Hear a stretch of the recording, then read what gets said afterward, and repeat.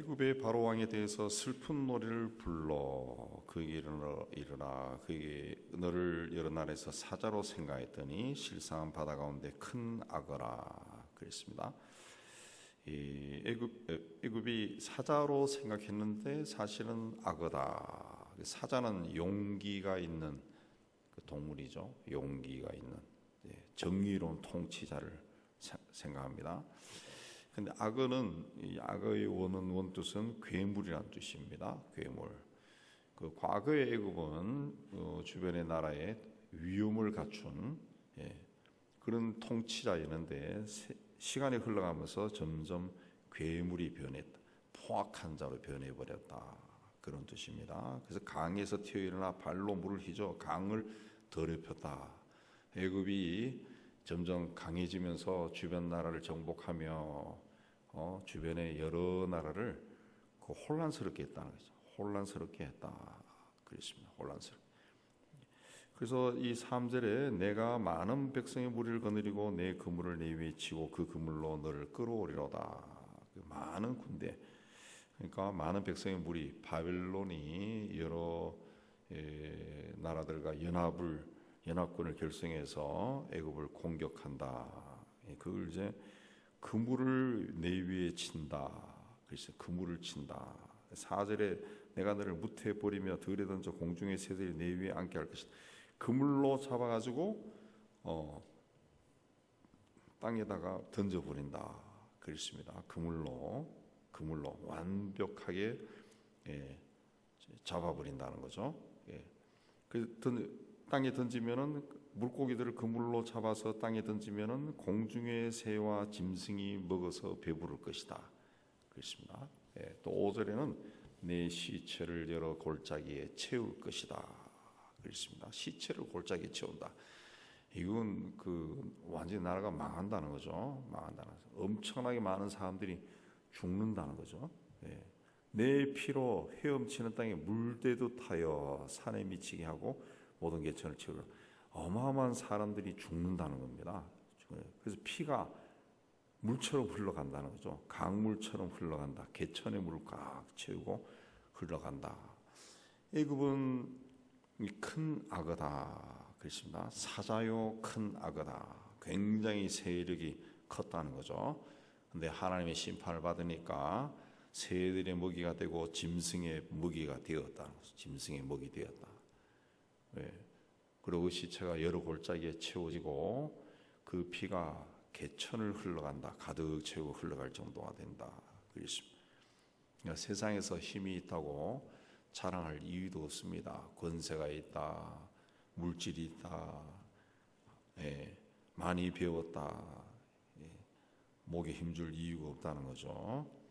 세상 역사를 주관하신 분은 하나님이시다. 하나님은 교만한 자는 믿는 자나 믿지 않는 자나 다 꺾어버립니다. 꺾어버려. 그리고 7절에 내가 너를 불구듯 할 때에 불구듯 한다. 불을 끌 때 물을 가지고 불을 끄죠. 불을 끌듯 할 때 하늘을 가리어 별을 어둡게 하고 해를 구름으로 가리며 달이 빛을 내지 못하게 할 것이다. 불이 미국 같은 경우에 들에 불이 많이 나잖아요. 막 산이 다 불타버리는데 불이 그리 날 때 헬리콥터로 막 물을 뿌리고 그렇게 하면 또 이 불이 꺼지면서 내는 연기들 이게 이제 하늘을 가리고 별을 어둡게 하고 구름을 가리고 빛을 내지 못하고 온 산하가 그렇게 막 난장판이 된다는 거예요. 난장판이 된다. 애굽은 이집트는 세계 4대 문명의 발상지고 고대 세계에서 가장 번영하고 화려하던 그 나라고 그 나라가 건설했던 그 건축물들 피라미드, 스핑크스, 또 미이라 이런 것들이 아직도 불가사의죠. 몇천 년이 지났지만 아직도 학자들이 완벽하게 풀지 못하는 그런 고대 문명을 자랑했던 그런 나라인데 하나님이 그 불 끄듯 할 때 해도 달도 별도 가려 어둡게 될 것이다. 어둡게 될 것이다. 그렇습니다. 예. 세상에서 가장 권세 있는 자리에 있어도, 세상의 돈을 다 가지고 있어도, 세상의 힘을 다 가지고 있고 지식을 다 가지고 있어도 하나님이 불 끄듯이 물을 뿌리면은 다 끝나버립니다. 다 끝나버려. 우리는 하나님의 은혜 가운데 살아야 돼요. 좀 없어도 하나님의 은혜가 내 위에 임하면은 그것처럼 행복한 삶은 없는 겁니다.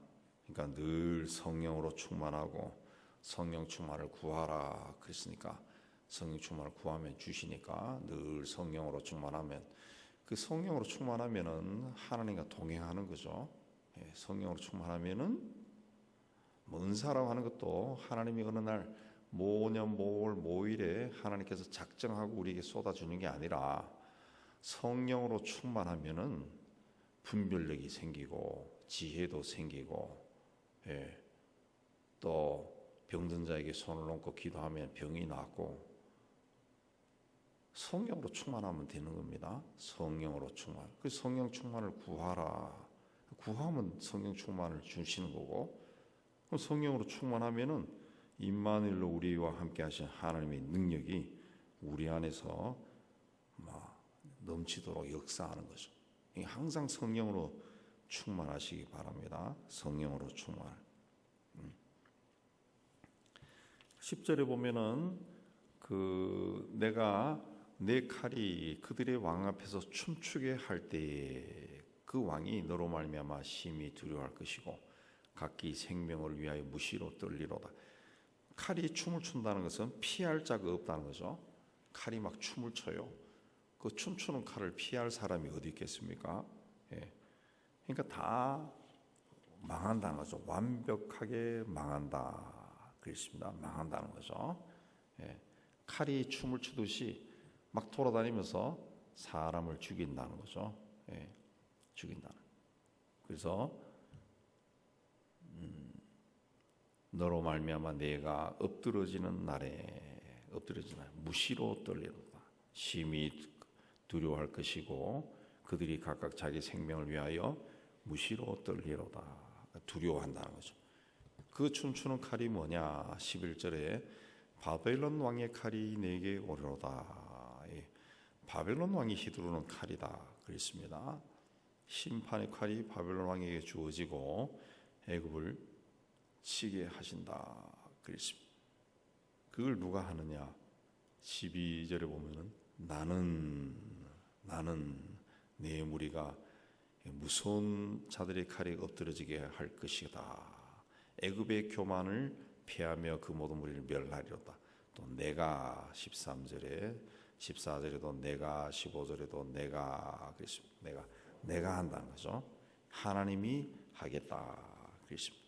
심판은 하나님이 하시는 겁니다. 하나님 하시는. 우리가 이 땅에 살다가 세상을 떠나는 것도 하나님이 하시는 거죠. 하나님 하시는. 그래서 22절에 가면은 아수르와 그 모든 무리가 또 다 심판을 당한다는 거죠.